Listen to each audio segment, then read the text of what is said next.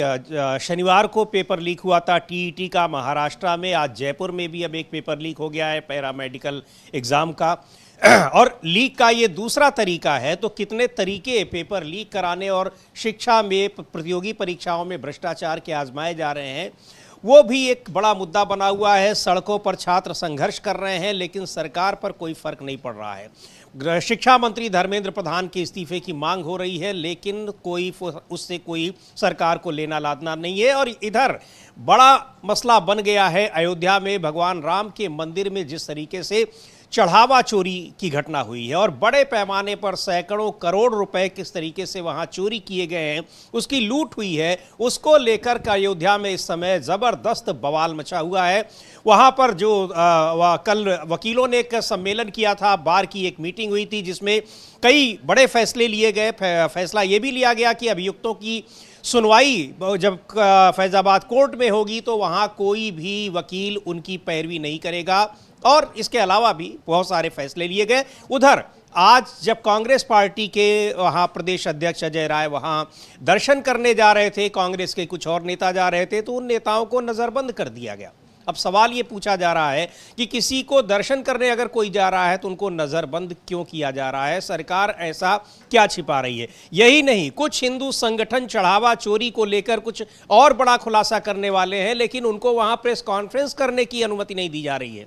अब ये सवाल उठ रहा है कि आखिर सरकार चाह क्या रही है? क्या वास्तव में जो बड़े लोग हैं उनके नाम इसमें आने वाले हैं, उससे डरी हुई है, या किस बात से डरी हुई है? और यहाँ सरकार की तरफ से जो बयान आ रहे हैं उसमें बयान आ रहे हैं कि आखिर जो विपक्षी दल हैं उनका राम मंदिर के निर्माण में योगदान क्या है। तो सवाल ये भी पूछा जा रहा है कि सरकार का ही उसमें क्या योगदान है? मंदिर बना है आम जनता की, श्रद्धालुओं के जो दिए गए दान से, चढ़ावे से जो चंदा दिया गया, और उस चंदे को कैसे लूट लिया गया है। तो एक बार देखते हैं, आज जब प्रदेश अध्यक्ष अजय राय पहुंचते हैं, उन्होंने एक वीडियो जारी किया और वहां पर जब वो एक अयोध्या में एक होटल में रुके हुए थे, आज सुबह दर्शन करने जा रहे थे, किस तरीके से पुलिस के लोग वहां पहुंचते हैं और एक तरह उनको वहां नजरबंद कर दिया गया है। उसके बाद की भी तस्वीरें आपको दिखाएंगे कि उनसे मिलने भी नहीं दिया जा रहा है लोगों को। वो विजुअल्स एक बार हम देखते हैं कि अजय राय को कैसे वहां पर जो जिस होटल में वो रुके हैं वहां उनको वहां पहुंचते हैं और उनको आगे न जाने के लिए, वहीं रुके रहने के लिए दबाव बनाते हैं।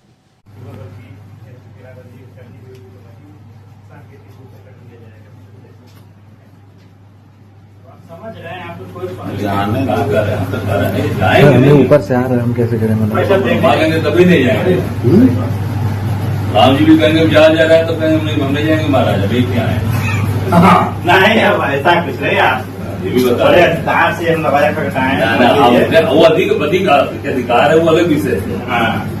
हम जब आए दर्शन के लिए सरकार रोक रही है। नहीं, आप किसी घर परिवार के हैं इसलिए हम घर परिवार दर्शन के लिए रोक देंगे, दर्शन करा देंगे। अरे तो वही तो दर्शन करने के लिए भी नहीं जा पा रहे हैं, वहां उनको रोक दिया गया है। अब अजय राय गए हुए हों अयोध्या, अगर कोई भी जा रहा है तो उसको दर्शन करने से कैसे रोका जा सकता है? अभी पिछले दिनों अरविंद केजरीवाल गए थे, दिल्ली के पूर्व मुख्यमंत्री, आम आदमी पार्टी के नेता, वो तो गए, बाकायदा दर्शन भी किया, वहां से उन्होंने तस्वीरें भी अपनी जारी की, मीडिया से भी बात की उन्होंने, लेकिन अजय राय को जाने से रोका जा रहा है। वहीं अजय राय की पत्नी ने एक बयान जारी किया है जिसमें उन्होंने कहा है कि सरकार से उनके अजय राय को जान का खतरा है। क्यों खतरा है वो भी हम लोग दिखाएंगे, लेकिन अमलेंदु जी, इसको लेकर अब ऐसा लग रहा है कि सरकार बुरी तरीके से चारों तरफ से घिरी हुई है, लेकिन ये बवाल थमने का अब नाम नहीं ले रहा है और थमेगा भी नहीं। बिल्कुल समीर जी, ये बवाल थमने का नाम नहीं ले रहा है और थमेगा भी नहीं। कि जितनी तेजी के साथ राम मंदिर आंदोलन चलाया गया था, उतनी तेजी से ही अब चढ़ावा चोरी पर जो है दूसरे लोग आंदोलन करेंगे, ये अब साफ समझ में आ रहा है। क्योंकि ये सिर्फ चढ़ावा चोरी का ही मामला नहीं है, ये उन भक्तों की आस्था के साथ चोरी है, डकैती है, जिन्होंने बहुत श्रद्धा भाव से राम मंदिर में चढ़ावा चढ़ाया था। तो ये जो है बीजेपी के से जुड़े हुए लोग जो हैं, आरएसएस से जुड़े हुए लोग जो सब इसके अंदर पकड़े गए हैं, और बहुत से जो पकड़े नहीं गए, जिनके नाम आ रहे हैं, जिनके ऊपर आरोप हैं, तो ये एक बड़ा छल जो है वो आरएसएस, बीजेपी और विश्व हिंदू परिषद ने हिंदुओं की आस्था के साथ समीर जी किया है। बिल्कुल, ये किस तरीके से आस्था के साथ खिलवाड़ किया गया है। सैकड़ों करोड़ रुपए वहां पर जो चढ़ा चढ़ावा चढ़ाया जाता है उसको गायब कर दिया गया है, चुरा लिया गया, और उस पर किस तरीके से लीपापोती करने की कोशिश की जा रही है। लेकिन ये लीपापोती कितनी कामयाब होगी ये दिखाई पड़ रहा है कि कामयाब नहीं होने वाली है।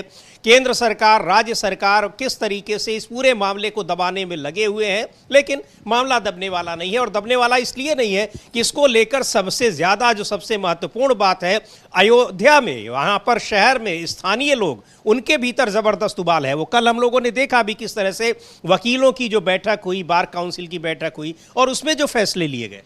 बिल्कुल समीर जी, उसमें फैसले लिए गए और 3 दिन का अल्टीमेटम भी दिया गया चंपत राय और कौन राव और अनिल मिश्रा को, गोपाल राव, कि ये 3 दिन के अंदर जो है वो छोड़ दें अयोध्या या फिर इनको गिरफ्तार कर जेल भेजा जाए, वरना फिर ठीक नहीं होगा। तो ये भी अल्टीमेटम दिया गया। अब देखना ये है कि अल्टीमेटम ये काम करता है कि नहीं करता है, क्योंकि जिस तरीके से समीर जी सूचनाएं सामने आ रही हैं उससे तो साफ ही लग रहा है कि सरकार जो है वो चढ़ावा चोरों को बचाने पर जुटी हुई है। और विपक्ष इसको लेकर खुलकर आरोप लगा रहा है कि सरकार जो है वो चढ़ावा चोरों को बचाने पर लगी हुई है। और छोटी मछलियाँ जो हैं वो पकड़ ली गई हैं, बड़ी मछलियाँ जो हैं वो सब छोड़ दी गई हैं, उनको बचा दिया गया है इस SIT के जरिए। जी बिल्कुल, SIT के जरिए उनको बचा दिया गया है। बचाने की पूरी कोशिश शुरू से ही की जा रही थी और अब ऐसा लग रहा है कि उनको बचाया गया, लेकिन वो बचेंगे, बचने पाएंगे, इसकी संभावना दूर दूर तक नजर इसलिए नहीं आ रही है क्योंकि अयोध्या में इसको लेकर जबरदस्त उबाल है। वहां साधु संत हो, वहां के आम नागरिक हो, वहां के रहने वाले लोग हों या फिर और लोग हों, वो इस पूरे मामले में अब एक के बाद एक वहां पर खुलासे हो रहे हैं। खुलासे उनकी तरफ से हो रहे हैं जो खुद राम मंदिर निर्माण का हिस्सा रहे हैं, ट्रस्ट का हिस्सा रहे हैं और इससे पहले राम मंदिर आंदोलन का हिस्सा रहे हैं। एक के बाद एक लोगों के बयान और वीडियो आ रहे हैं। बहरहाल इधर जब अजय राय को यहां पर नजरबंद किया गया, कांग्रेस के तमाम और नेताओं को नजरबंद किया गया, अब खबर आ रही है, कांग्रेस पार्टी ने एक ट्वीट किया है कि उन लोगों से, नेताओं को या उनसे जो मिलने वाले हैं उनको मिलने भी नहीं दिया जा रहा है। किस तरीके से उनकी पहरेदारी की गई है। अब सवाल उठता है कि आखिर सरकार को इससे क्यों डर लग रहा है कि वहां पर लोग जाकर दर्शन नहीं कर सकते हैं। खबर यह भी आ रही है, कई रिपोर्ट्स आ रही हैं कि जब से ये चढ़ावा चोरी की घटना सामने आई है तब से श्रद्धालुओं की संख्या में और चढ़ावे की में, यानी जो दान वहां पर दिया जाता था, श्रद्धालु चढ़ावा चढ़ाते थे, उसमें बहुत कमी आ गई है। हाँ, उसमें काफ़ी कमी आ गई है और जाहिर सी बात समझिए आ ही जाएगी जब लोग, श्रद्धालुओं को ये मालूम पड़ गया कि वो चढ़ा के आते हैं मंदिर में और चोरी करके ले जाते हैं BJP, RSS और विश्व हिंदू परिषद से जुड़े हुए लोग, तो क्यों कोई चढ़ाने के लिए ठगा महसूस कर रहे हैं, उनकी आस्था के साथ खिलवाड़ हो रहा है। तो इन चोरों से जो है तो जाहिर सी बात है कि हमें मालूम पड़ जाए कि हम जहाँ पैसा दे के आ रहे हैं, अपना खून पसीने की कमाई का जो भगवान को हम चढ़ा के आ रहे हैं, अब वो भगवान को ना जाकर भगवान के यहाँ चोरी हो जा रही है। तो हम चोरों के लिए देकर थोड़ी आते हैं भाई। अभी नरेंद्र मोदी के इन चेलों के लिए कोई देकर थोड़ी आता है कि नरेंद्र मोदी के चेले जो हैं ये कोई PM को, हाँ PM, जाहिर सी बात है कि मंदिर का है तो PM केयर फंड होता है, तो आप जबरदस्ती भी किसी से ले लीजिए जैसे लिया गया, और उसका वो हिसाब किताब भी नहीं देना है। यहाँ तो हिसाब किताब देना पड़ेगा, मंदिर का मामला है। और ये तस्वीरें हैं जहां पर वहां अजय राय, कांग्रेस के नेता, वहां गेस्ट हाउस में बंद हैं और उनसे मिलने जब कुछ लोग गए, कांग्रेस पार्टी के कार्यकर्ता गए, तो कैसे उनको वहां मिलने नहीं दिया जा रहा है और बाकायदा गेट पर कैसे पहरेदारी की जा रही है। हाँ, गेट पर पहरेदारी की जा रही है और मिलने नहीं दिया जा रहा है अजय राय से। जगह जगह जो पूरा प्रतिनिधिमंडल जाने वाला था, उसमें किशोरीलाल शर्मा जो सांसद हैं वो भी थे, उनको भी अमेठी में नजरबंद कर लिया गया है। तो जो प्रतिनिधिमंडल है सबको अपनी जगहों पे नजरबंद कर लिया गया है। कांग्रेस ने इसको लेकर एक ट्वीट भी किया है समीर जी, और ये आप बता भी सकते हैं कि क्या लिखा है कांग्रेस ने ट्वीट कर। ये है उसमें अजय राय की का जो विजुअल अभी हम लोगों ने देखा कि गेस्ट हाउस में कैसे उनको वहां पर रोक दिया गया, नजरबंद किया गया है। लिखा है कांग्रेस पार्टी ने कि आज कांग्रेस का प्रतिनिधिमंडल अयोध्या में प्रभु श्री राम के दर्शन करने वाला था, लेकिन चढ़ावा चोरी में लिप्त BJP सरकार ने यूपी कांग्रेस अध्यक्ष अजय राय और प्रतिनिधिमंडल के अन्य सदस्यों को हाउस अरेस्ट कर लिया। आखिर इन चढ़ावा चोरों को प्रभु श्री राम के भक्तों से इतना डर क्यों लग रहा है? अब BJP RSS वाले तय करेंगे कि कौन प्रभु के दर्शन करेगा और कौन नहीं।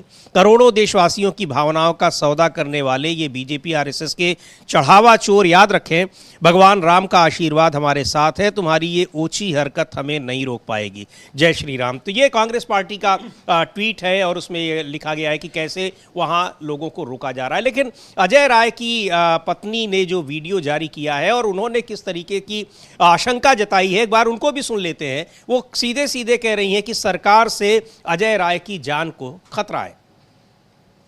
कांग्रेस प्रदेश अध्यक्ष अजय राय जी की धर्मपत्नी आज हमारे पति चंदा चोरी मुद्दे को उठाने के लिए अयोध्या गए हुए हैं और कल उनको जनप्रतिनिधियों के साथ दर्शन करना था, लेकिन आज ही अयोध्या के होटल में रुके थे, वहां उनको गिरफ्तार कर लिया गया है और उनको कहाँ लेके गया गया है ये तो परिवार वालों को नहीं बताया गया है। हम लोग बहुत परेशान हैं, इस सरकार से उनकी जान को खतरा है।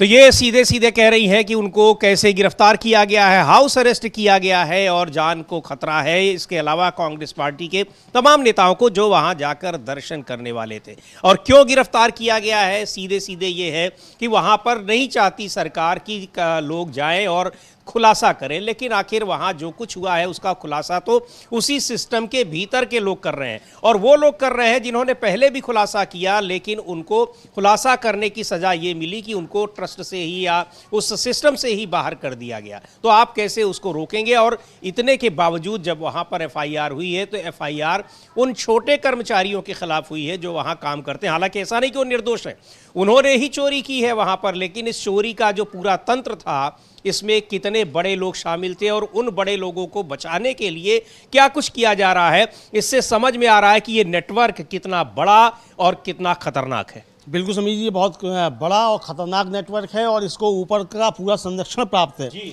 मतलब ये जो है सभी जो चोर जो पकड़े गए हैं, जिनको कहा जा रहा है कि उन्होंने चोरी की है, इन तक ही मामला नहीं है, इनको जो संरक्षण प्राप्त है, असली मसला वहाँ है कि इनको संरक्षण कहाँ से मिल रहा है, वरना ऐसे कैसे चोरी हो सकती थी और ये सब बचे रह सकते थे। और समीर जी, पूरी तरीके से इस चोरी को छिपाने के पहले प्रयास किए गए हैं। 6 महीने से हो रहा था मामला और 6 महीने पहले वहाँ के जो एक कर्मचारी थे जिन्होंने इसको लेकर शिकायत की थी, उनको नौकरी से निकाल दिया गया।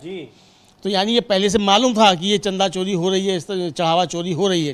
तो ये मतलब छोटा मोटा मामला नहीं है, ये मिली भगत जो है ऊपर से लेकर नीचे तक। विपक्ष तो ये खुले आरोप लगा रहा है, अखिलेश यादव से लेकर संजय राउत तक ये आरोप लगा रहे हैं कि इसी चढ़ावा चोरी के पैसों से सांसद और विधायक खरीदे गए हैं। ये बिल्कुल खरीदे गए, लेकिन वहां पर जो चढ़ावा चोरी है या इसके पहले भी कैसे जमीन घोटाला हुआ, उन सारे घोटालों का पर्दाफाश करने वाले अयोध्या के पूर्व विधायक हैं, समाजवादी पार्टी के नेता, मंत्री भी रहे हैं, पवन पांडे। उन्होंने एक बयान जारी किया है और बताया है कि किस तरीके से वहां जब से ये मंदिर निर्माण की प्रक्रिया चल रही है तभी से बीजेपी, आरएसएस और विश्व हिंदू परिषद के लोग वहां लूट मचाए हुए हैं। सुन लेते हैं पवन पांडे को क्या कह रहे हैं। सादर प्रणाम। आज सारे अखबारों में प्रमुखता से खबर छपी है कि ट्रस्ट के महासचिव चंपत राय जी ने और ट्रस्टी अनिल मिश्रा ने इस्तीफा दे दिया। सारे मीडिया के चैनलों पे भी कल से चल रहा है कि चंपत राय और अनिल मिश्रा ने इस्तीफा दे दिया। और उसके बाद ट्रस्ट के कोषाध्यक्ष गोविंद देवगिरी महाराज ने जो पत्र जारी किया है उस पर उन्होंने लिखा है कि चंपत राय और अनिल मिश्रा जी का इस्तीफा प्राप्त हुआ और 11 जुलाई की बैठक में उस पर विचार किया जाएगा।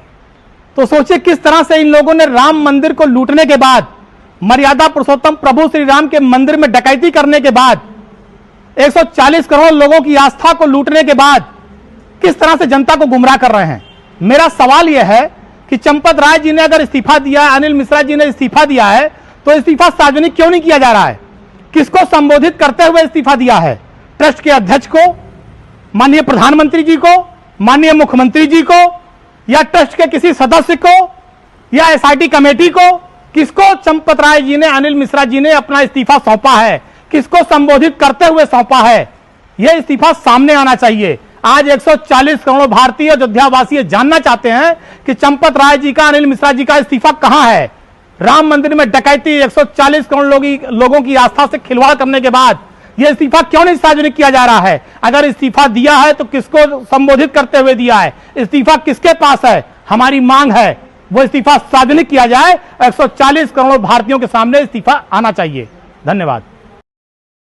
ये महत्वपूर्ण बात है कि आखिर इस्तीफा दिया गया, चूंकि पहले तो दे ही नहीं रहे थे और ये फिर खबरें फैलाई गई। वास्तव में अभी तक चंपत राय हो चाहे अनिल मिश्रा हो, उन्होंने किसको इस्तीफा दिया है और क्या उस इस्तीफे में लिखा है, वजह क्या बताई है, किसी को नहीं पता। हाँ, ट्रस्ट की ओर से एक बयान जारी किया गया कि उन लोगों ने इस्तीफा दिया और अभी 11 जुलाई की बैठक में फैसला होगा। और अमलेंदु जी उसके बाद से भी बेरोक टोक इनका पूरा दखल, क्या चाहे चंपत राय हो चाहे अनिल मिश्रा हो, वहां अभी बना हुआ है। मंदिर में बाकायदा ये जा रहे हैं, यानी कोई अभी उनके ऊपर, वो बाकायदा उस पद पर जो ट्रस्ट के सदस्य और महासचिव के तौर पर अभी भी वहाँ काम कर रहे हैं। बिल्कुल समीर जी, उस ट्रस्ट के तौर पर महासचिव के तौर पर वहाँ काम कर रहे हैं। और पवन पांडे बहुत सही सवाल उठा रहे हैं कि इस्तीफा दिया है तो इस्तीफा आखिर दिया किसको है, किसको संबोधित किया है और क्या लिखा है, और 11 जुलाई को क्यों होगी। जब इस्तीफा दे दिया है तो 11 जुलाई की सुनवाई क्यों होगी भाई, इतना लंबा समय क्यों दिया जाएगा। इस्तीफा दिया तो इस्तीफा तुरंत स्वीकार करो। इसका मतलब नरेंद्र मोदी का वरदहस्त प्राप्त है,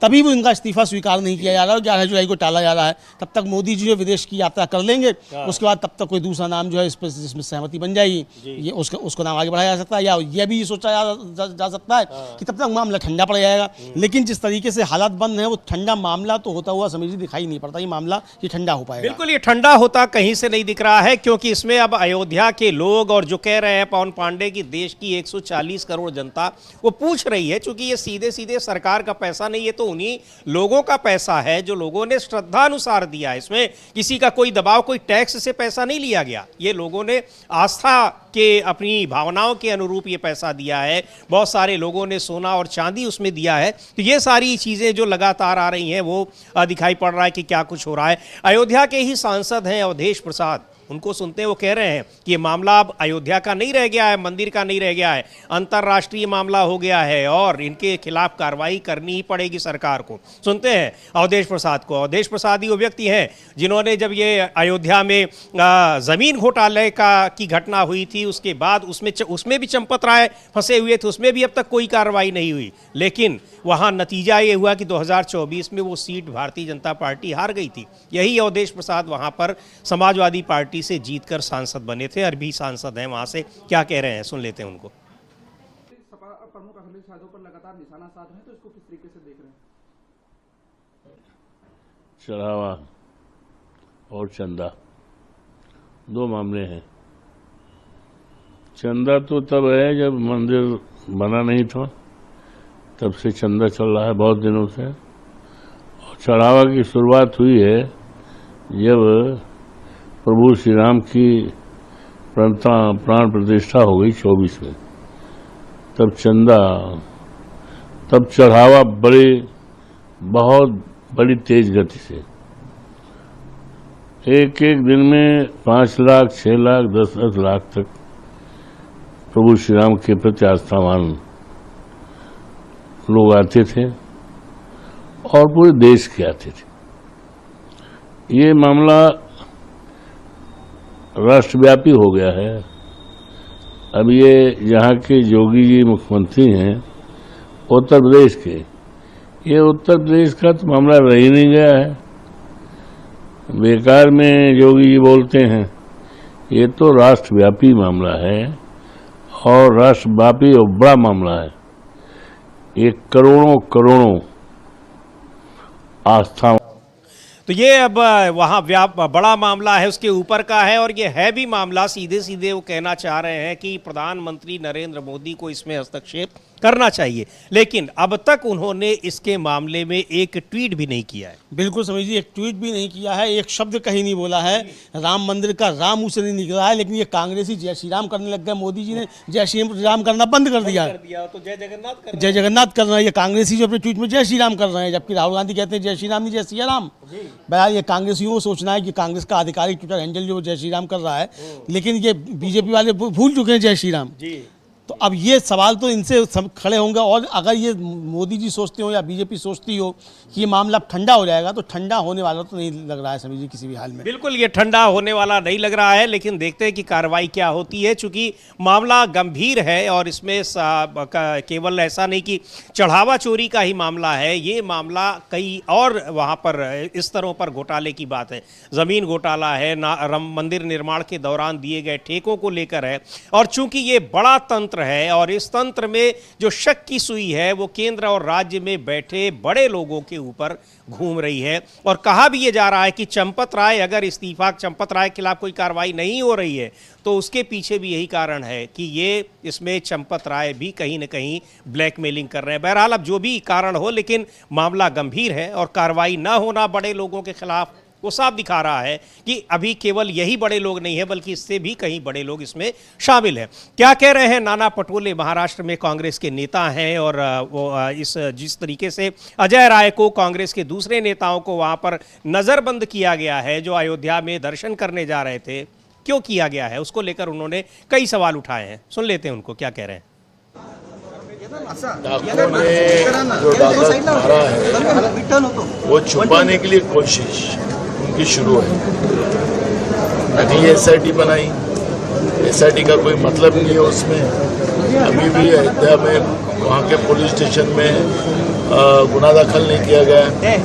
तो ये डाकू जो है बीजेपी के, जो भगवान श्री राम जी के नाम से जो लूट मचाई है, डाका डालने का काम शुरू किया है, वो वास्तविकता देखने के लिए कांग्रेस के हमारे वहाँ के अजय राय, उत्तर प्रदेश के कांग्रेस के मुखिया, और उनके साथी जाने वाले थे और विद परमिशन जाने वाले थे। सरकार डर गई और उनको अरेस्ट कर लिया उनके घर से। तो इसका मतलब यह है कि चोर के दाढ़ी में तिनका है, और ये वास्तविकता जनता के सामने नहीं आने देना चाहते हैं।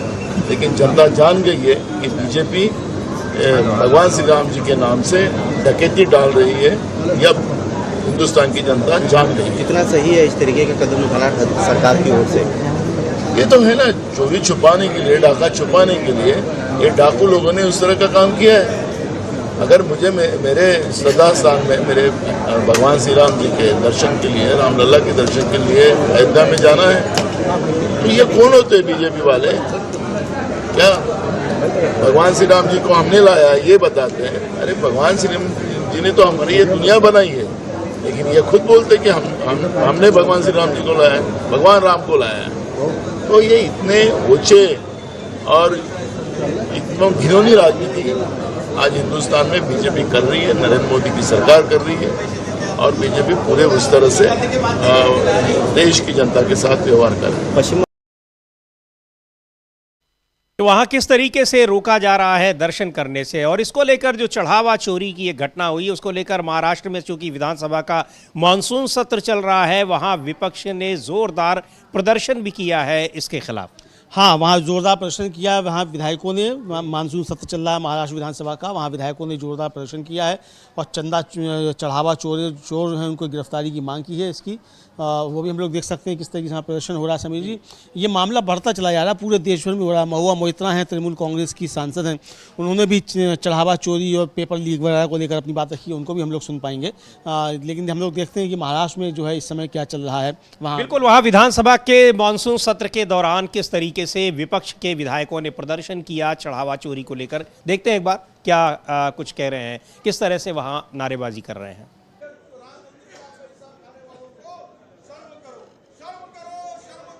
राम मंदिर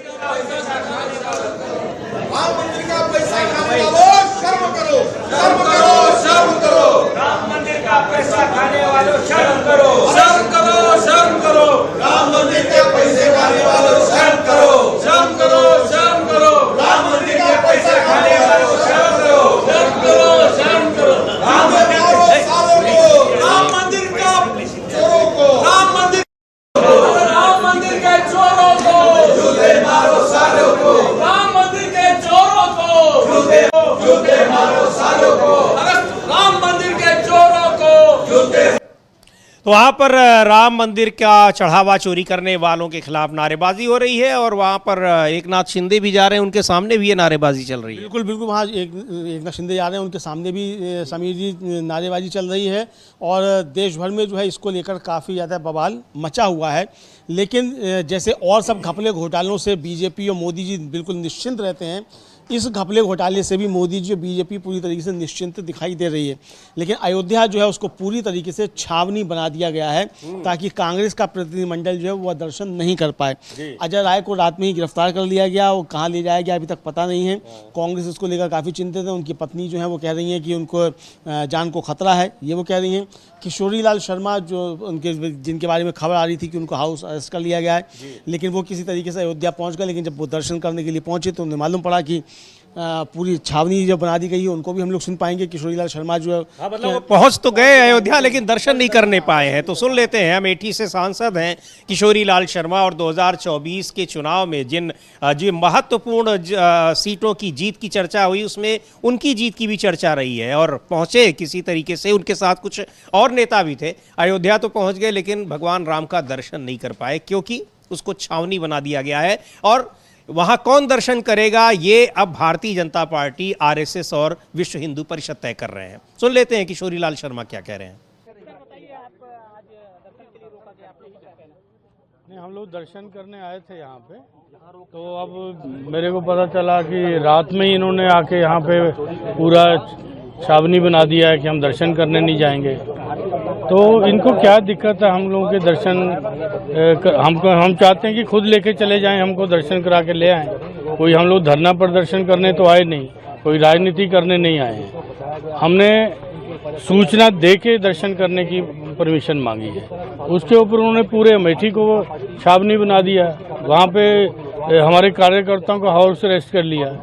तो ये किस तरह का ये सनातन का ये कर रहे हैं, पालन कर रहे हैं।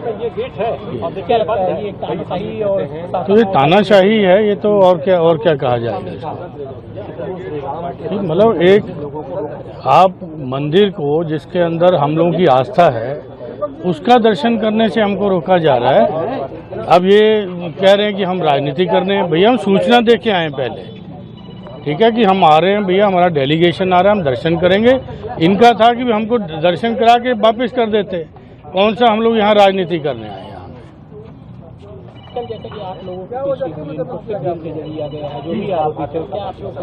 ये सब कवर अप स्टोरी है।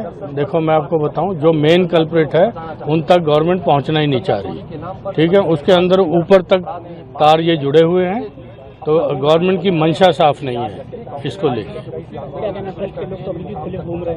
हाँ तो वही, हाँ मैं तो यहाँ की बार एसोसिएशन को मतलब प्रशंसा करता हूँ कि उन्होंने इतना स्टैंड लिया ये चीज़ का कि हम। तो वहां पर किस तरीके से सूचना देने के बावजूद वहां जब गए हुए हैं दर्शन नहीं करने दिया जा रहा है। बात सही कह रहे हैं किशोरीलाल शर्मा कि भाई हम आपको बता कर आए हैं तो आप हमको जो प्रक्रिया है, तरीका है, आप दर्शन करा के वापस कर दीजिए। वहां कोई हम धरना प्रदर्शन करने थोड़ी आए। बिल्कुल सही बात है, धरना प्रदर्शन करने थोड़ी है और बताकर आए हैं। बहुत सही बात कह रहे हैं किशोरीलाल शर्मा कि भाई हम दर्शन करने आए हैं और बताकर आए हैं कि हमारा प्रतिनिधिमंडल आकर दर्शन करेगा। एक तब तो कह रहे थे कि कांग्रेसी दर्शन करने क्यों नहीं जा रहे हैं, क्यों नहीं जा रहे हैं, तो करने नहीं दे रहे हो चूंकि चोरी कर दी है तुमने, तो तुम्हारी चोरी भी पकड़ में आ जाएगी। इसका मतलब तो यही है, वरना फिर किसी को दर्शन करने देने में क्या दिक्कत है। नहीं, चोरी तो वैसे भी पकड़ में आई हुई है, अब उसमें कांग्रेसी जाएंगे तो पकड़ के थोड़ी लाएंगे चोरी। भाई चोरों को थोड़ी पकड़ लेंगे, चोरों को थोड़ी चंपत राय को थोड़ी पकड़ लेंगे। कांग्रेसी जाएंगे तो कि चलो चंपत राय को पकड़ के ले चलो, इनको जेल भेजा जाए। कांग्रेसी जेल तो उनको यही नहीं समझ में आ रहा कि आखिर उनको अगर आप मंदिर में जाने देंगे तो क्या उससे हो जाएगा। आखिर उससे उनको दर्शन अगर वो करने चले जाएंगे तो इससे किसी का क्या नुकसान हो जाएगा, बड़ा सवाल है। लेकिन नहीं करने दिया जा रहा है, छावनी बनाकर रख दिया गया है अयोध्या को। लेकिन अयोध्या के स्थानीय लोगों में ही इतना उबाल है कि इसको लेकर नाराजगी है और कोई इसमें बचने वाला अब नहीं दिखाई पड़ रहा है। बहरहाल इस मुद्दे को लेकर कांग्रेस की नेता सुप्रिया श्रीनेत एक प्रेस कॉन्फ्रेंस कर रही हैं। तमाम मुद्दे हैं, उसमें पेपर लीक भी है, कैसे आज भी एक पेपर लीक की घटना हुई उसको भी बताएंगे। पहले सुप्रिया श्रीनेत को सुनते हैं क्या कह रही हैं वो। पूरी हो जाए आज तो आप पुलिस के पास जाइएगा, रिपोर्ट लिखाइएगा, FIR होगी, पुलिस आएगी, लोगों को उठाएगी, रिमांड पर लेगी और उसके बाद उनको ठोक बजाएगी और सच उगलवा लेगी। क्योंकि पुलिस अगर चाह जाए तो मंदिर की चप्पल नहीं चोरी हो सकती है। यहां पुलिस आई, पुलिस ने प्यादों को गिरफ्तार किया और वो प्यादे स्टेट के दामाद बनकर जेल में मजे की जिंदगी जी रहे और बड़े लोगों को छोड़ दिया गया, बड़े डाकुओं को, कि आप लूटा हुआ माल पहले ठिकाने लगा लीजिए। FIR में नाम टिन्नू पिन्नू पता नहीं किसका किसका नाम है, छोटे छोटे लोगों का। ये टिन्नू पिल्लू ये सब चोरी कर रहे थे मंदिर में और बड़े लोग बैठे आंख मूंद कर राम भजन कर रहे थे। तो सवाल इस बात का है कि FIR में लोगों का नाम नहीं आया, छुटपुटिए गिरफ्तार हो रहे हैं, बड़े बड़े डाकू स्वच्छंद घूम रहे हैं। और इसीलिए मैं अब मेन किरदार की भी बात करना चाहती हूं। आनन फानन में SIT की रिपोर्ट आई और शपथ लगाने के बाद चंपत राय बंसल जो ट्रस्ट के महासचिव थे, सर्वे सर्वा थे, वही आदि अनंत बने हुए थे ट्रस्ट का, उन्होंने इस्तीफा दे दिया। क्या इस्तीफा देने से बच जाएंगे चंपत राय जी?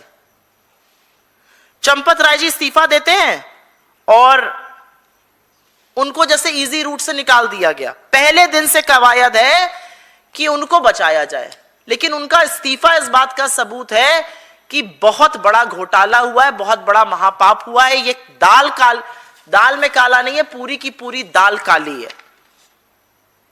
और इसी से ट्रस्ट की विश्वसनीयता पर सवाल उठता है। 40 दिन में 70 चोरी सामने आ गई, तो शुरू से ऑडिट कैसे होगा? और ट्रस्ट पर अभी मैं बोलती हूं उसके पहले, लेकिन मैं आपको कुछ बातें जो पढ़ी मैंने, मेरी रूह कांप गई। ये कोई चंदा चोरी, चढ़ावा चोरी नहीं था, ये क्रिमिनलाइज्ड गैंग एक ऑपरेट कर रहा था। और मैंने भारत समाचार में अभी खबर पढ़ी आते वक्त, चंपत राय बंसल कोई महासचिव नहीं थे, वो तो पूरे राजा आदमी थे भैया। एक एजेंसी, सिक्योरिटी एजेंसी उनकी थी, 400 लोग उसमें कार्यरत थे। महीने का 1 करोड़ मतलब साल का 12 करोड़ रुपए उस सिक्योरिटी एजेंसी को दिया जाता था। वो सिक्योरिटी एजेंसी बीजेपी के एक्स एमपी बिहार के कोई है, उनकी सिक्योरिटी एजेंसी है।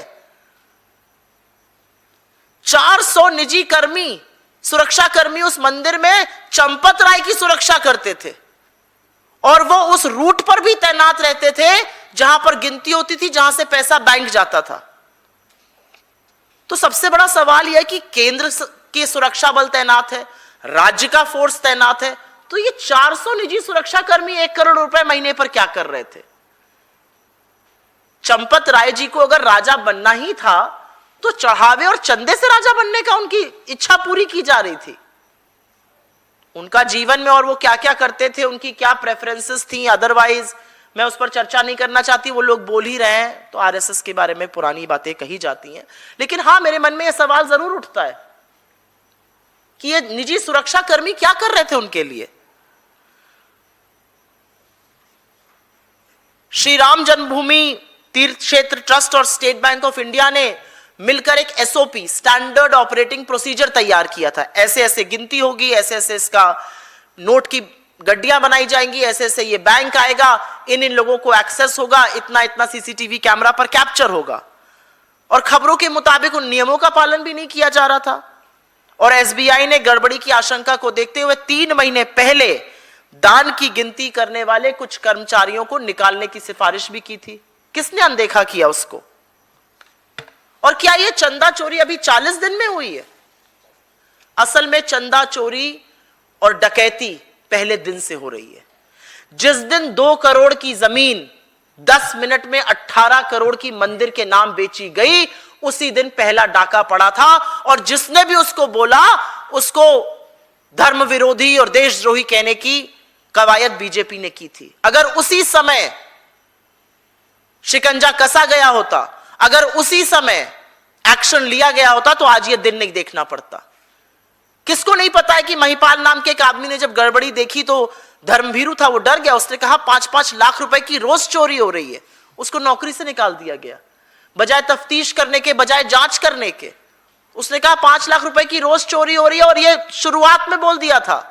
आप सोचिए 5 लाख की रोज चोरी से 5.5 पौने 6 साल में कितने की चोरी हुई। और इस बीच महाकुंभ भी आया और हमने देखा कि श्रद्धालुओं का जत्थे का जत्था महाकुंभ प्रयागराज से लेकर अयोध्या जा रहा था। कितना चढ़ावा चढ़ा होगा और कितनी चोरी हुई होगी। उसके बाद 2 और लोगों ने आवाज उठाई, उनको भी नौकरी से निकाल दिया गया। मतलब आगाह किया जा रहा था। जमीन में घोटाला किया, पैसे में घोटाला किया, चंदा चढ़ावे में घोटाला किया। अगर समय रोते हुए चोरी पकड़ी गई होती तो शायद ये महाघोटाला नहीं होता। अब ऐसे अनगिनत लोग सामने आ रहे हैं जो सामने आकर कह रहे हैं हमने फला चीज दान करी, हमें कहा गया उसकी क्वालिटी और गुणवत्ता देखकर आपको रसीद व्हाट्सएप पर आ जाएगी। व्हाट्सएप पर घटिया फॉरवर्ड आ रहे हैं, रसीदें नहीं आई आज तक। कितने ही लोग हैं। सिंधी समाज पूछ रहा है कि हमारी 200 किलो चांदी की ईंटें कहां हैं। व्यापारी पूछ रहा है हमारी सोने की ईंटें कहां हैं। महिला पूछ रही है हमारी चांदी के काग भुषुंडी कहां हैं। कर सेवक पूछ रहा है 1250 सोने चांदी की रामशिलाएं कहां हैं। अब खबर आ रही है कि जो राम निवास बगल में था, वहां से हनुमान जी की मूर्ति, राम जी का पलंग, वो सब भी गायब है। और ये सब चंपत राय जी के हाथ में दिया गया था। फोटो भी खींची थी। उन्होंने कहा था रसीदें आएंगी, रसीदें नहीं आई। सामान कहां है प्रभु, ये बताइए। और चोरी का जो लेवल है उसका अंदाजा भी लगा लीजिए। मतलब मैं पढ़कर सुनकर सन्न हूं कि चोरी किस लेवल पर हो रही है। 6 महीने पहले लवकुश मिश्रा नाम के एक आदमी को गिनती के काम पर लगाया गया। लवकुश मिश्रा जी की सैलरी 12,000 रुपए महीना थी। 6 महीने से नौकरी उन्होंने शुरू करी। उन्होंने फटाफट 25-30 लाख का एक प्लॉट खरीदा। उस पर उन्होंने डबल मंजिली की इमारत बनानी शुरू करी अपनी पत्नी को गिफ्ट करने के लिए। उनके गांव के घर से एक टूटी हुई तिजोरी से 12 लाख रुपए नगद मिले। उन्होंने तो पैसे गोबर में भी छुपाए हुए थे। यह हाल है लवकुश मिश्रा जी का। वो एक बार में 50, उसके मित्रों का कहना था एक बार में 50-50 हजार रुपए की पार्टी देता था, ट्रीट करता था। 12,000 रुपए उसकी महीने की तनख्वाह थी। यही हाल टिन्नू यादव का भी था। और सवाल यह उठता है कि क्या सरकार को इसकी कोई भनक ही नहीं थी? आपकी नाक के नीचे ये गोरख धंधा, ये महापाप, ये होता रहा, ये काली करतूतें चलती रही, आपको पता ही नहीं चला। डबल इंजन की सरकार उत्तर प्रदेश से दिल्ली तक, न योगी आदित्यनाथ के एलआईयू ने कुछ बताया, न मोदी जी की आईबी ने कुछ बताया। कोई खबर ही नहीं मिली। मतलब हमारा खुफिया तंत्र पूरी तरह से फेल हो चुका है। इन बेचारों को कोई खबर ही नहीं आती है, बस व्हाट्सएप पे फर्रे आते हैं। और इसीलिए क्या यह सच नहीं है कि अगर आपको खबर नहीं आई तो आपका पूरा तंत्र फेल है, और अगर आपको खबर आई और आपने आंखें मूंद कर उसकी अनदेखी की तो आप पाप के भागीदार हैं। इतनी बड़ी चोरी हो रही थी जिसके बारे में अदने कर्मचारी बात कर रहे थे, शिकायत कर रहे थे, शिकायत करने पर नौकरी से हटा दिए जाते थे। ये कानों तक ही नहीं पहुंची। योगी जी बुलडोजर चलाने में व्यस्त है, मोदी जी बिना मतलब के पैसा दे देकर इधर उधर से अवार्ड लेने में व्यस्त थे, विश्वगुरु बनने में व्यस्त थे। विश्वगुरु बनकर विदेश नीति चौपट कर दी और हिंदुत्व के ठेकेदार बनकर हिंदू धर्म पर सबसे बड़ा धब्बा लगाने का काम किया। और इसीलिए सवाल इस बात का है कि ट्रस्ट की चर्चा कैसे ना हो। यह कोई साधारण ट्रस्ट नहीं है, यह हमारा और आपका पेपर पे बनाया हुआ ट्रस्ट नहीं है जिसको जाके सोसाइटीज में रजिस्टर कर दो। इस ट्रस्ट की घोषणा फरवरी 2020 में खुद नरेंद्र मोदी जी ने करी थी। इसके सदस्य चंपत राय जी और अनिल मिश्रा जी जैसे तमाम वो लोग हैं जो आरएसएस से बड़े प्रगाढ़ संबंध रखते हैं, आजीवन आरएसएस के कार्यकर्ता रहे, क्या बोलते हैं, संघ के सेवक रहे। और इसमें तमाम वो लोग हैं, कोई नरेंद्र मोदी की आंखों का।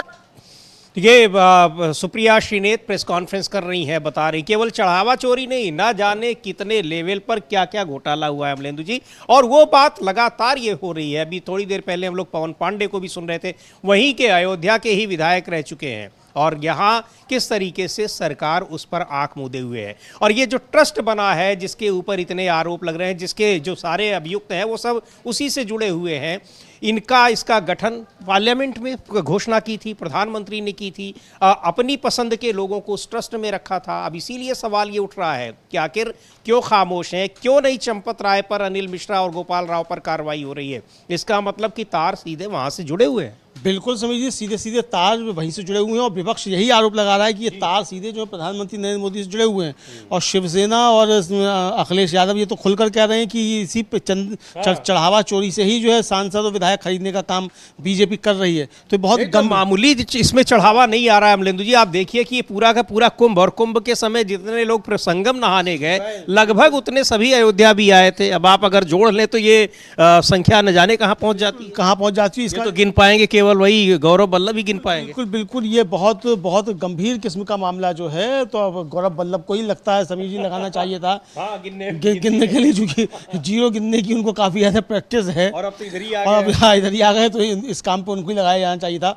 समीर जी हो सकता है हम लोग मजाक में बात कर रहे हो, कल को मालूम पड़े कि गौरव बल्लभ ही बना दिएगा तो ये भी हो सकता है। तो अब ये देखा जाएगा कि कौन किसको क्या बनाता है समीर जी। लेकिन एक चीज़ साफ समझ में आ रही है, अब अजय राय जो कांग्रेस प्रदेश अध्यक्ष हैं, जो अभी तक बताया जा रहा था कि वो कस्टडी में हैं, उनकी एक बाइट आ गई है, वो क्या कह रहे हैं उनको भी हम लोग बिल्कुल उनको भी सुनते हैं। उससे पहले सुनते हैं महुआ मोइत्रा क्या कह रही हैं, टीएमसी की सांसद, वो भी इस चंदा चोरी को लेकर, पेपर लीक को लेकर, ये सब जो कुछ हो रहा है और इस पर सरकार की जो खामोशी है और क्यों है, उसको लेकर सुनते हैं महुआ मोइत्रा को।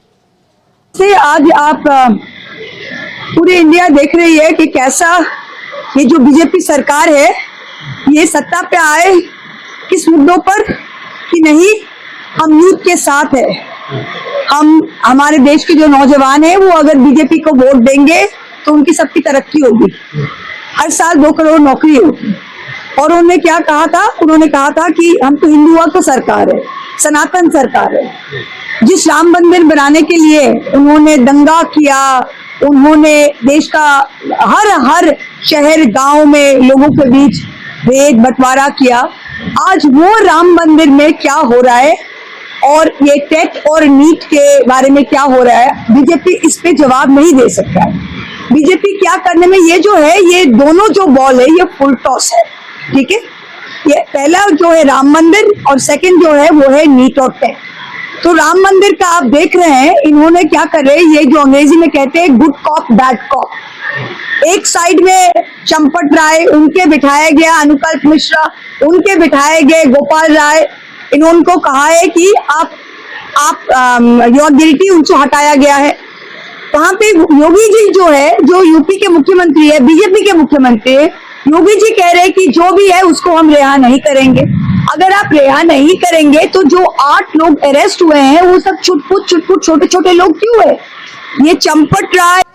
तो यहाँ पर आखिर क्या 2 मुद्दे हैं, लेकिन दोनों पर कैसी खामोशी और कार्रवाई क्या हो रही है वो दिखाई पड़ रहा है। तो ये सारी चीज़ें हैं। लेकिन अब जिस तरीके से देश भर में, ये आप जो तस्वीर देख रहे हैं यहाँ स्क्रीन पर, ये महाराष्ट्र विधानसभा की तस्वीर है और वहाँ चंदा चोरी को लेकर, चढ़ावा चोरी को लेकर वहाँ विरोध प्रदर्शन हो रहा है देश भर में। अयोध्या में तो ज़बरदस्त बवाल है, वहाँ पर कांग्रेस के नेताओं को रोका जा रहा है, लेकिन वहाँ कल ही अभी वहाँ के वकीलों ने बड़ा फैसला किया है कि इन अभियुक्तों की जो पैरवी है वो कोई वकील कोर्ट में नहीं करेगा। इसके अलावा जो मेन अभियुक्त है वो, अगर उनको 3 दिन का अल्टीमेटम दिया गया है कि वो अयोध्या छोड़कर चले जाएं। तो कुल मिलाकर अयोध्या की जो स्थानीय जनता है उसकी नाराजगी सामने दिखाई पड़ रही है। बहरहाल यहाँ जो अजय राय को हाउस अरेस्ट किया गया था, उन्होंने एक वीडियो बयान जारी किया है।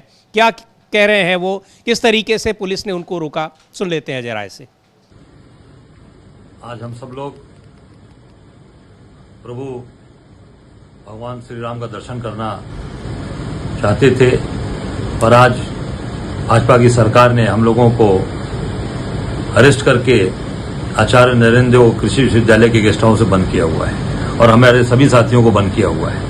हम सब लोग भगवान के दरबार में जाकर उनसे प्रार्थना करते कि भगवान जो आज ये चढ़ावा चोरी, चंदा चोरी और ये जो जमीन के घोटाले आपके इस पवित्र नगरी में हो रहे हैं, इनको सद्बुद्धि दें कि भाजपा के लोग, आरएसएस के लोग जो आपके नाम पर पूरे देश में आए, इनको सद्बुद्धि मिले और ये सही काम करें।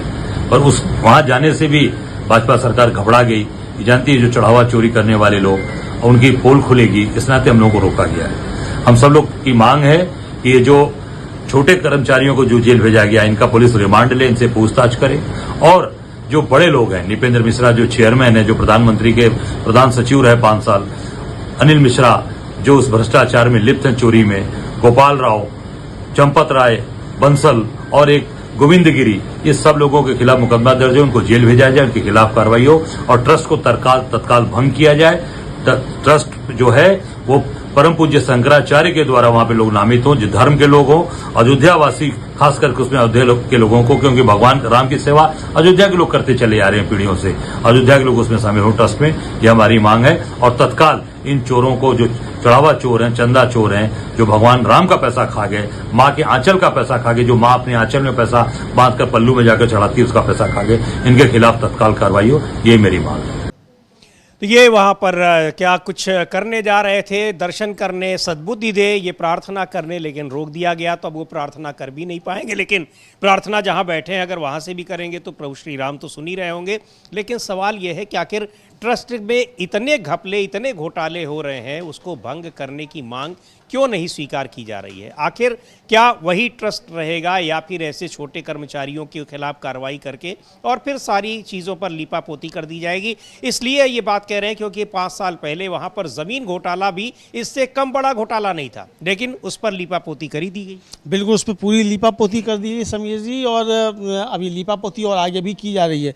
जो इतना समय लिया जा रहा है जांच में और ये सब जो है, इसमें आरोप लग रहा है कि इसमें चंपत राय और कौन कौन सब अजय राय नाम बता रहे थे, इन सबको बचाने के लिए सब किया जा रहा है कि ताकि जो है सबूत मिटाए जा सकें। इस तरह के आरोप भी लग रहे हैं।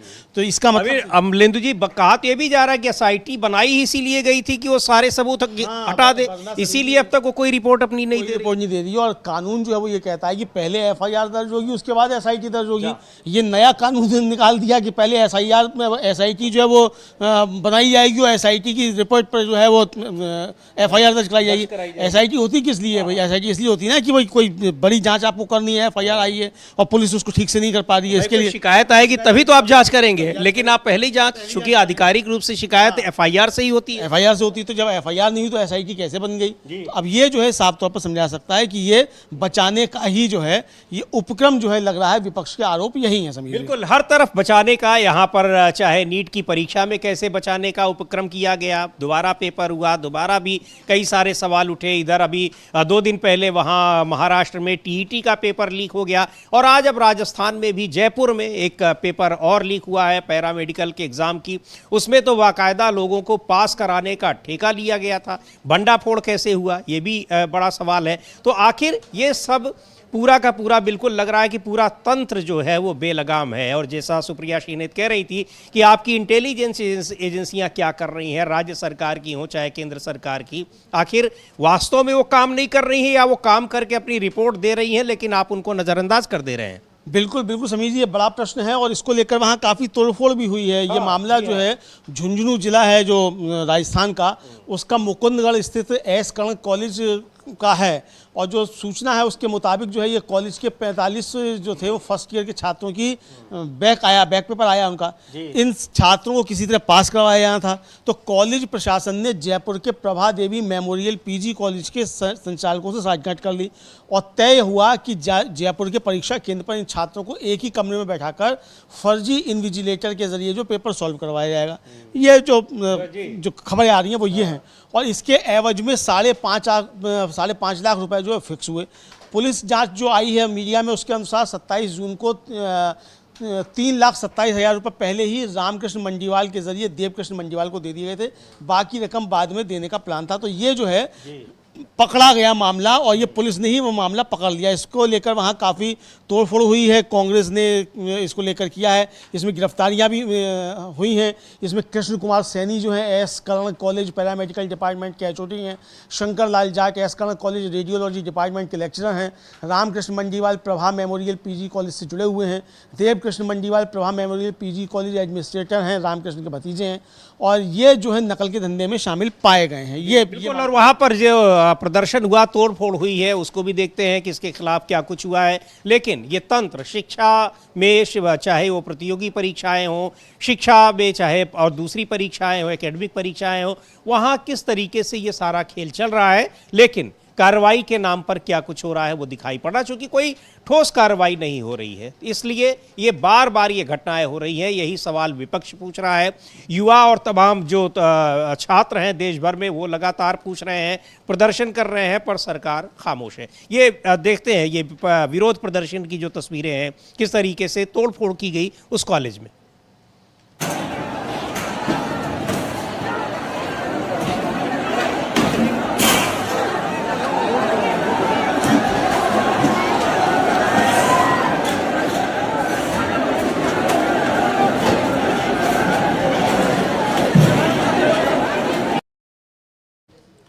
तो ये तस्वीरें वहाँ पर तोड़फोड़ किस तरीके से ठेका ले लिया जा रहा है पास कराने का, जैसे नीट में भी यही हुआ कि वहाँ लोगों से पैसे ले लिए गए और सॉल्व पेपर बांट दिया गया, भंडाफोड़ हुआ, फिर दोबारा परीक्षा हुई। ये सारी प्रक्रियाएं और लगातार ये चीज़ें चल रही हैं पिछले कई साल से। वही एजेंसी फिर करा रही है परीक्षा, कोई कार्रवाई नहीं हो रही है, 2-4 लोगों को गिरफ्तार कर लिया जाता है, उसके बाद सारा मामला रफा दफा। बिल्कुल वही जैसे यहाँ अयोध्या में हो रहा है। बिल्कुल समझिए, बिल्कुल जैसे अयोध्या में हो रहा है उसी तरीके से पेपर लीक हो रहा है।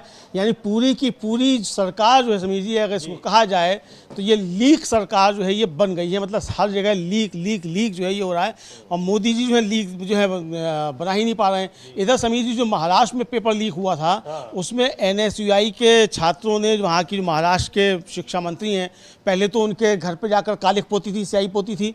अब उनको जो है रास्ते में रोककर काले झंडे NSUI के छात्रों ने दिखाए। वो विजुअल भी हम लोगों के पास है, वो भी हम लोग देखेंगे किस तरीके से काले झंडे जो है वहाँ उनको दिखाए गए। ऐसे ये विरोध प्रदर्शन हो रहा है, लोग झंडे, काले झंडे दिखा रहे हैं, सड़कों पर प्रदर्शन कर रहे हैं। अब ये कर सकते हैं, लेकिन सरकार को समझ में नहीं आ रहा है कि वो इन छात्रों के साथ कितना गलत कर रही है। तो देखते हैं वहाँ पर महाराष्ट्र में जो NSUI के छात्रों ने प्रदर्शन किया, मंत्री के सामने उनको रोका, काले झंडे दिखाए, किस तरीके से वहाँ ये हो रहा है।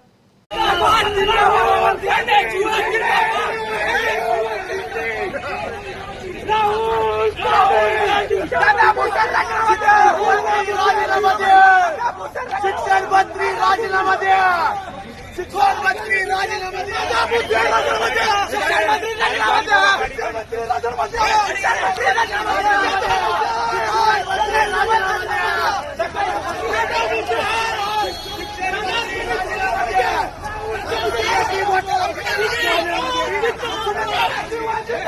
राहुल गांधी जिंदाबाद, राजीनामा द्या, राजीनामा द्या, राजीनामा द्या, राहुल गांधी जिंदाबाद, जिंदाबाद, जिंदाबाद, राहुल गांधी जिंदाबाद, राहुल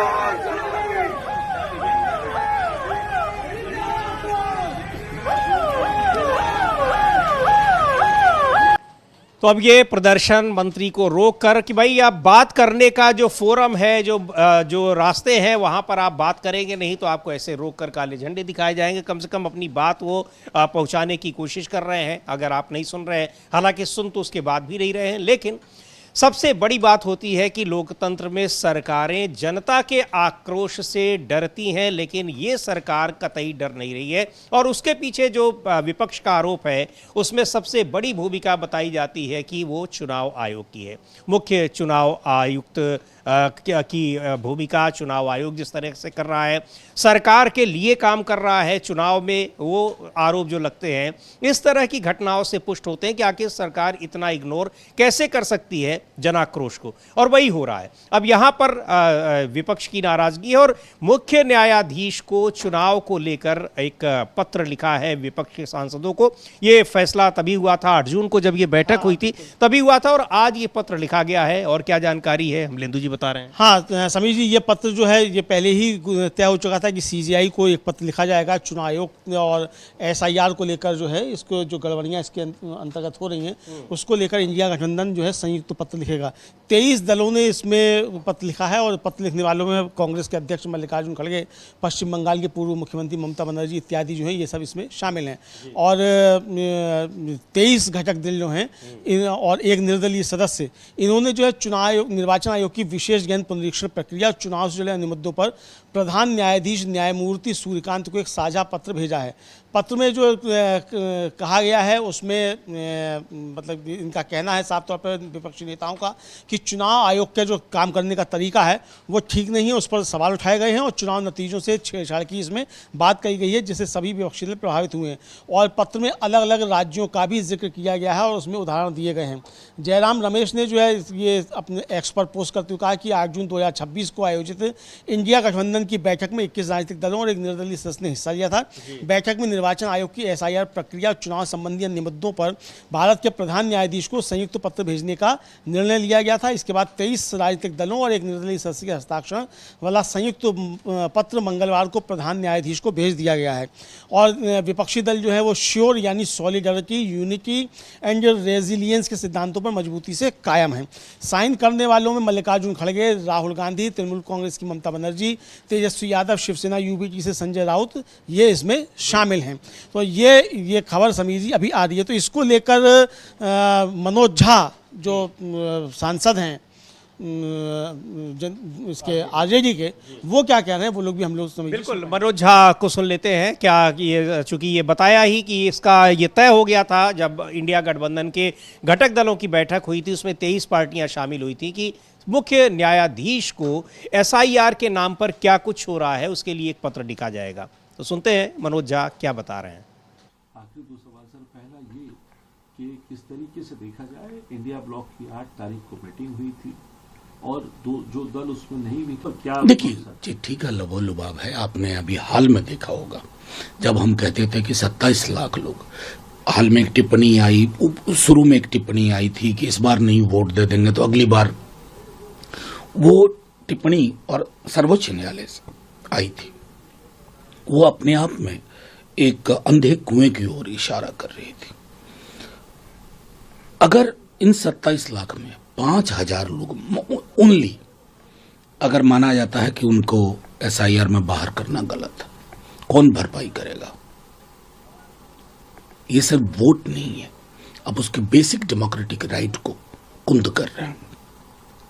एक प्रमुख अंग्रेजी दैनिक के एडिटर और एडिटर साहब, उनका पासपोर्ट रिन्यू नहीं हो पाया, उनके मद्देनजर हम आग्रह करेंगे सर्वोच्च न्यायालय से, क्योंकि आखिरी उम्मीद वही है, एक रास्ता बताएं, एक नजीर बताएं। और सर ये भी पूछना चाहूंगा कि आपसे कि अब जब सारी विपक्षी पार्टियां जो 8 तारीख को मिली थी, अब चिट्ठी भी लिखी जा रही है, उसमें 2 जो ऑन बोर्ड नहीं भी थी, डीएमके और आम आदमी पार्टी का स्पेसिफिकेशन है, तो इससे क्या संकेत माने? सिर्फ चिट्ठी लिखना ही नहीं, लेकिन एक प्लेटफॉर्म पे आना, मतलब ये कि जैसे उस वक्त में कि जब टीएमसी के सांसद जो हैं वो अलग राह पकड़ चुके हैं, शिवसेना उद्धव ठाकरे के सांसद राह पकड़ चुके हैं और नंबर्स जो हैं वहां बढ़ते दिखाई दे रहे हैं, उसके नहीं, देखिए नंबर्स बढ़ते दिखाई दे रहे हैं, डेमोक्रेसी मरती दिखाई दे रही है।